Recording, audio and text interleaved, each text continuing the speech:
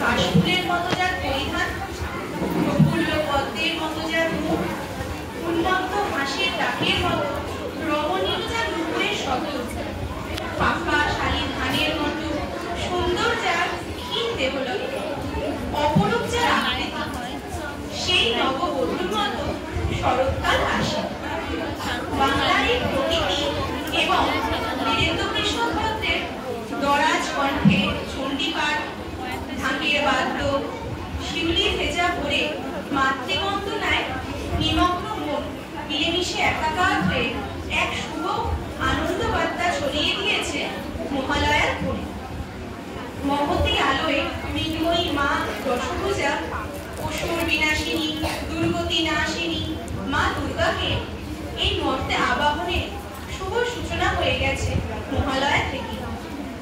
ষষ্ঠীর সন্ধ্যাকালে হবে দেবীর বোধন।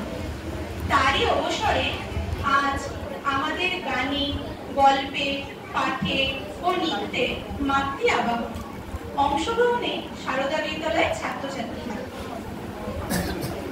অনুষ্ঠানের আয়োজন ও পরিচালনায় সমস্ত রকম ভুল ত্রুটি আপনারা ক্ষমা সুন্দর দৃষ্টিতে দেখবেন এই আশা রাখি। নমস্কার।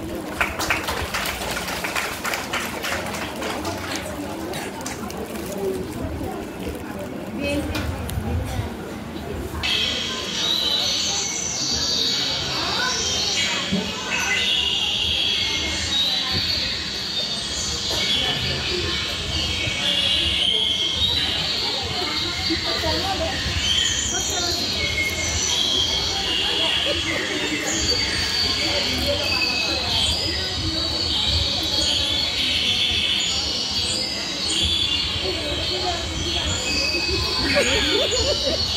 you.